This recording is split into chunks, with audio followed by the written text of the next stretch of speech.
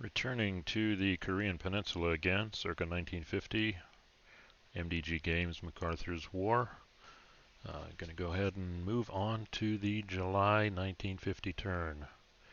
Going to be juggling a number of rules this time, so just be patient with me as I try and figure this out. First thing I want to address is victory points. Major cities 2, cities 1, ports 1. So if I just hide the pieces, if we count, and South Korea is the scope in our current incident phase, so it only counts there. So if we look at this initially, the UN South Korean players started with 2, 4, 5, 6, 7, 8, 9, 10, 11, 12, 13. But looking at this, Seoul and Daejeon have fallen, not Incheon yet. So they're at 10 victory points. So let's go ahead and set that. Takes this down to 0. So they're at 10. And the North Korean slash communists are at 3 for Seoul and Daejeon. Right, so we've got the victory points down, and that's going to come into play here. Not so much for the communists, because they can't start mobilizing Chinese units until escalated to police action. So, but what we do have to roll for now as we move into the next turn, July 50, victory points are set right. The first thing we do is a weather phase. And we are in July. Clear, 50% chance of clear. Overcast will prevent American or UN air power. And rain will, I don't know how you handle that. That'll probably prevent American air power, but it will slow everybody down. So let's roll the dice and see what the weather is. 4. And a 4 is just enough. It's overcast. Overcast means -1 AP.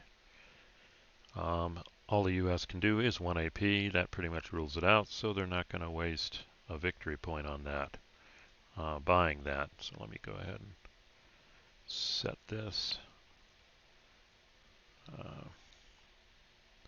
So yeah, we're on overcast. Actually, I should put it over here. -1 AP, no airborne assault. So that only detrimentally affects the US. Alright, then we move into the UN player turn. Got to correct this sequence of play. I'm missing the weather roll here. Escalation phase, but we're in the restrictions, scenario restrictions for July of 51. The only restrictions left, no escalation phase. And still got that one shift now, both on attack and defense for the North Koreans.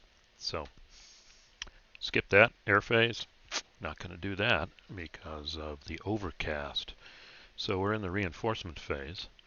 For the UN South Koreans, the UN player collects and applies replacement points and chooses to mobilize the National Guard. Not going to happen right now.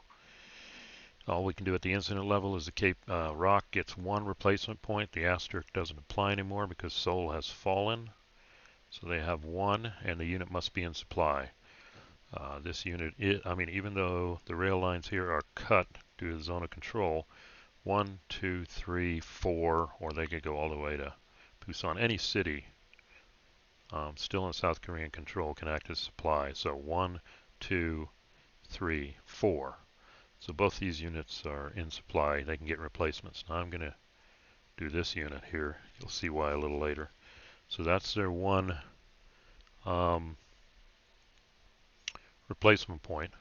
Now the other thing we do during this time is see who we mobilize. 2 victory points for every US FE. So I looked at this and decided I'm going to mobilize 3 of these, and I'm going to try and be historical here. 24, 25, yep, and the 1st Cav. If you look at the history, those were the first 3 to come in. I'm not going to pull in more than that. I think that's enough to get us to next turn where we're going to immediately escalate here. And I'll go ahead and put them here. Now, the problem with this is actually considered strategic movement, which follows a reinforcement phase. I'm going to put them available here. Now, the other question I have to answer is, do I want to, even though air power won't matter, do I want to make the 7th Fleet available? That's 1 victory point, which I'm going to do. I just got to figure out where that piece is. Right here. Okay. So that's a total of 2, 4, 6, 7 victory points spent, which takes them down to 3. Okay, but all of this is, I mean, literally, if these units don't land and the North Koreans succeed in eliminating all of these units, the game's over. No enemy units within the scope of combat, and that's here. So, got to put some people down. Let's do strategic movement. I'm going to land 1 here, and I'm going to land 2 in Pusan. Pusan, however you pronounce it. And I hope to have enough defense here, so I'm not worried about the communists getting all the way to Pusan. But I am going to put the 7th Fleet here, which means that is a coastal hex, right? Yeah, close enough for government work. That means it can support anything with shore bombardment in this region here. I'm not going to put it over here to support here. That's a victory point. So maybe a good decision, maybe not. We'll see. These units are not allowed to move, so they're stuck here for this turn. So I've got to be thinking ahead.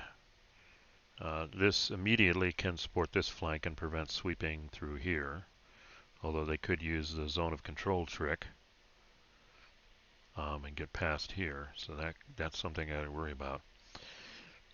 So that's the strategic movement phase, no offboard conflict. And now it's the movement phase. Given this a lot of thought, I could show the rules. Problem with these units right now are they can't move at all. You can't move from one uncontested ZOC to another. I could push the rules and say one of these units contests this ZOC and the other can move, but probably not going to play that game.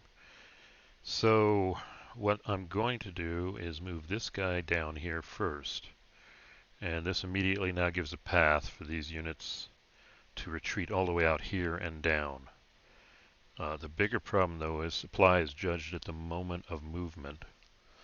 So let's say this guy, for example, 1, 2, 3, 4, 5.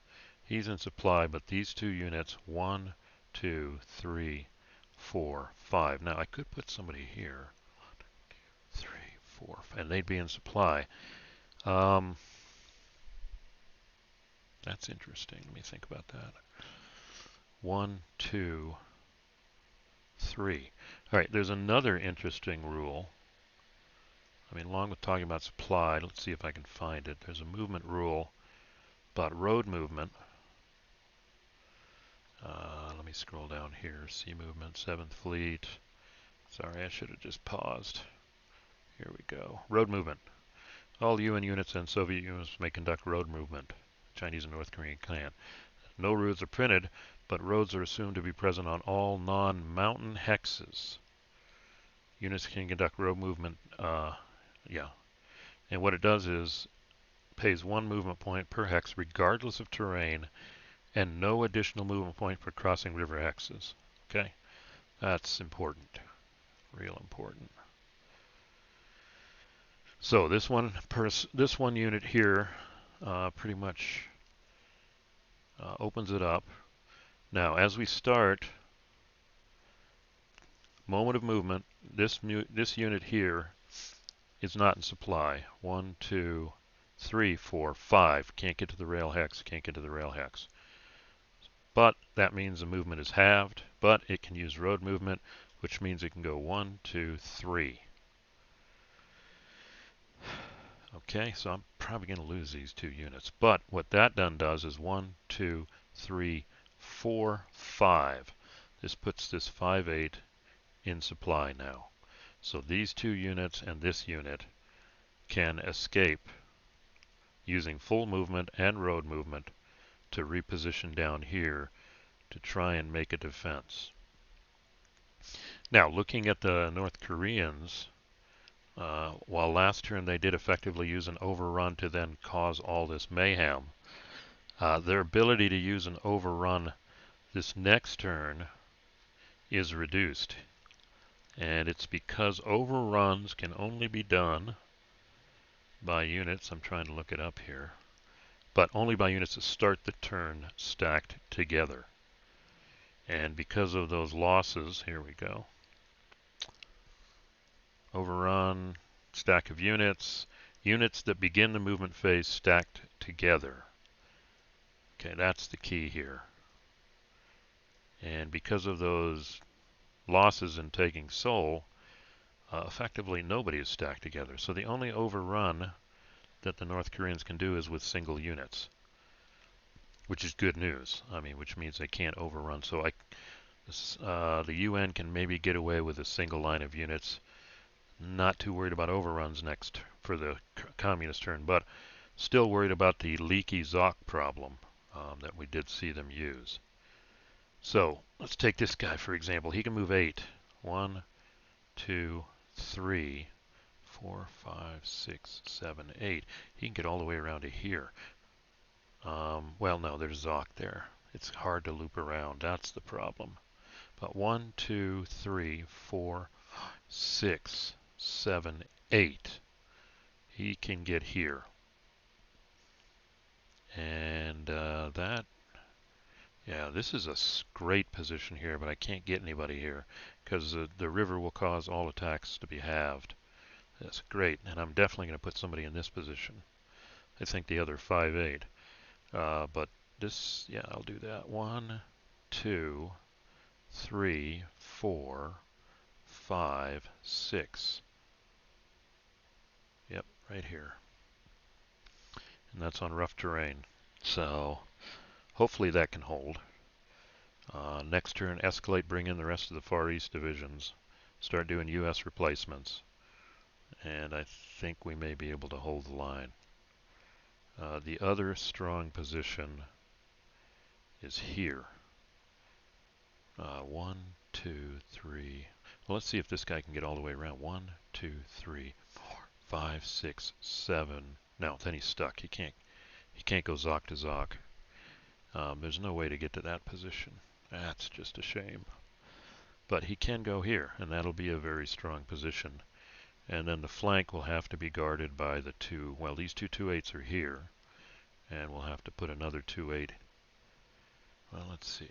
Yeah, this guy. 1, 2, 3, 4, 5, 6, 7, 8. Could go here.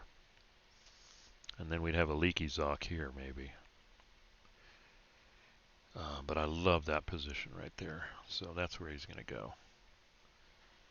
Okay, so that's a nice strong position in Taejon. We've got U.S. over here guarding the flank. Yeah, stuck. So for leaky ZOC, they would need 1, 2, 3 units. They'd have to waste 3 units for leaky ZOC. I don't know who would be, and they're getting full movement, so I think that's okay. And Pusan is invested, so. And that next turn we can probably counterattack if we have to. So the only unit left to move is this guy. 1, 2, 3, 4, 5, 6, 7, 8. So the unit can go all the way around to here. And that would prevent the leaky ZOC. And then we'd have to do leaky ZOC here. Yeah, that would be contested, so that would be 1 unit. And then they'd have to move another unit through. And that seems far from Pusan. And that would take too many units, and they'd be way over here. But if they could leak through here, they're straight on. So maybe in this case, move the 2/8 here. Let's see what that looks like. 1, 2, 3. So that forces them to attack. Now, can they pull off an overrun? I've got a shift. Maybe. They'd have to move the unit here and then there. That'd be a 2-to-1, and they'd get one shift for it. So it would, one column, but then they'd lose a column. Yeah, they'd get one column for, so that'd be probably a straight 2-to-1. Let's look at that real quick.